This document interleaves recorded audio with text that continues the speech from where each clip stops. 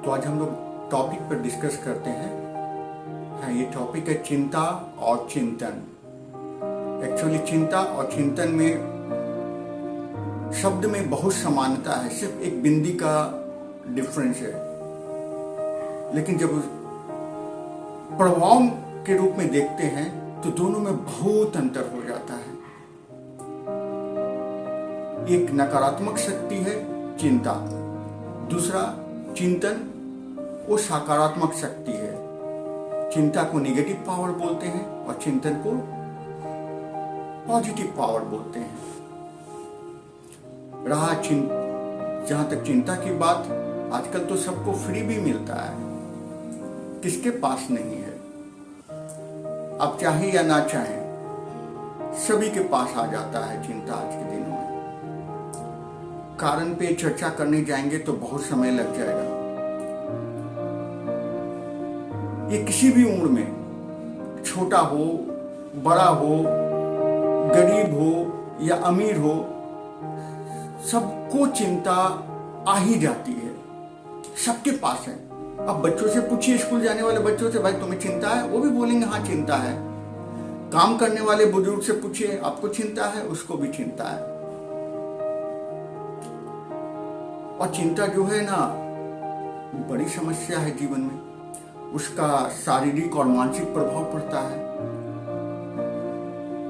शरीर में तरह तरह की बीमारियां, जैसे ब्लड प्रेशर से शुरू कीजिए तो दूसरी क्रॉनिकल डिजीज हो जाती है, सर में माइग्रेन हो जाता है, दूसरी अलग अलग समस्याएं जो है, अलग अलग बीमारी, जैसे मन की बीमारी हो जाती है, याददाश्त चला जाता है, और भी बहुत तरह के भयानक चीजें हो जाती है। तो क्या किया जाए? क्या इससे छुटकारा संभव है? हाँ है। इसको चिंतन में बदल दें। क्या कोई तरीका है इसको चिंतन में बदलने का? हाँ है। मेडिटेशन से हम इस चिंता को चिंतन में बदल सकते हैं। पहले हम समझ लें चिंतन क्या है और ये चिंता से अलग कैसे है। एक्चुअली दोनों में हमें अपने विचार, दोनों एक तरह का विचार ही है, लेकिन उसका प्रभाव अलग अलग है, जैसा मैंने अभी बताया था। चिंता जब करते हैं तो हमारा ब्लड बॉयल होता है, हमारी शरीर की ऊर्जा कम होती है, उसका क्षय होता है और हम अनकंफर्टेबल महसूस करते हैं। उसी समय उसी बात पे चिंतन यदि किया जाए तो हमारे शरीर की ऊर्जा बढ़ जाती है, हमारे चेहरे पे स्माइल आ जाता है और हम कंफर्टेबल महसूस करते हैं। तो ये कैसे मेडिटेशन करें, ये सवाल हो सकता है। हाँ, तो मैं अभी आपको बताता हूं कि आप चिंता को चिंतन में बदलने के लिए क्या करें। बहुत ज्यादा दिमाग मत लगाइए, चुपचाप थोड़ी देर के लिए अपने माइंड को शांत कीजिए, अपने अंदर के उत्तेजना को शांत कीजिए। बैठ जाइए, अब जहां पर भी हैं, जिस अवस्था में आप कंफर्टेबल बैठ सकते हैं। आप ऑफिस में हैं तो अपनी कुर्सी पर बैठ जाइए, घर में हैं तो जमीन पे आराम से पालथी मार के बैठ जाइए।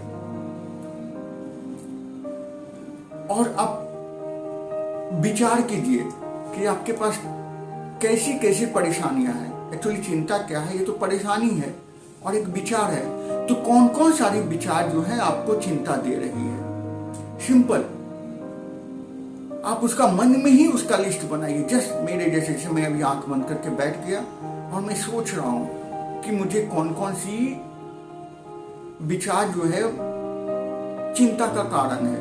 मैंने विचार नंबर 1 बनाया, विचार नंबर 2, विचार नंबर 3, इस तरह जितनी भी हैं आप 1 मिनट के अंदर वो सारी नोट कर लीजिए, अपने मन में ही नोट कर लीजिए।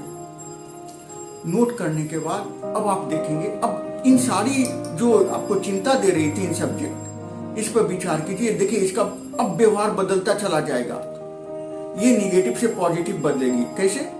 ऐसे कीजिए। आप विचार, जो आपने पहला पॉइंट नोट किया उसके ऊपर आप आंखें बंद कीजिए और उसके ऊपर सोचिए, क्या ये सच में समस्या है? इसी तरह पॉइंट 2, पॉइंट 3, पॉइंट 4 जितने भी आपने बनाए हैं सब पे सोचना शुरू कर दीजिए। थोड़ा थोड़ा सोचिए, क्या ये समस्या है? आप गौर करेंगे कि आपका जो है वो लिस्ट जो है आधा यूं ही खत्म हो जाएगा, वाइप ऑफ हो जाएगा, क्योंकि वो कोई समस्या का कारण ही नहीं था, वो जस्ट सिर्फ विचार है। तो इमीडिएटली आपको आधा रिलीफ मिल जाएगा। फिर जो बचे हुए लिस्ट है फिर उसके ऊपर विचार कीजिए और देखिए ये कितनी बड़ा समस्या है, फिर उस पर ऊपर विचार कीजिए। उसमें भी जब आप विचार करेंगे तो आप देखेंगे 2 कैटेगरी बन जाती है। एक पहला जिसका आप समाधान कर सकते हैं, दूसरा वो जिसका समाधान नहीं कर सकते। तो आधा तो समाधान वाली कैटेगरी में आ जाएगा, जिसका आप स्वयं समाधान कर सकते हो या किसी न किसी तरीके से किसी का मदद लेके आप समाधान कर सकते हैं। तो जब समाधान हो रहा है तो फिर वो चिंता का विषय ही नहीं रहा, आपको परेशान ही नहीं करेगा, वो आपके शरीर और आपके मन पे प्रभाव नहीं डालेगा। तो 75% आपका निकल गया चिंता। अब आप फिर बचे हुए जो लिस्ट है उस पर ध्यान दीजिए, फिर से आंखें बंद कीजिए और उस बचे हुए जो लिस्ट है उस पर ध्यान दीजिए। अब आप देखेंगे ये आपके कंट्रोल में नहीं है, इसका आप समाधान नहीं कर सकते, ये बियॉन्ड कंट्रोल है, राइट? तो जब बियॉन्ड कंट्रोल है तो उस पर चिंता क्या करना, लेकिन चिंता तो होता है। आप यदि कोई बड़ी समस्या में घिरे हुए हैं और समस्या का समाधान नहीं हो तो आप पूछेंगे नहीं ये कैसी समस्या है, ये कैसे मैं इसको छोड़ दूं, आखिर ये चिंता तो करता है ना। नहीं, इसको इस तरह मत छोड़िए। जानिए कि आप सबके अंदर, हमारे अंदर और आपके अंदर एक गुरु विद्वान है जिसको हम आत्मा बोलते हैं और उसकी एक शक्ति होती है आत्मशक्ति।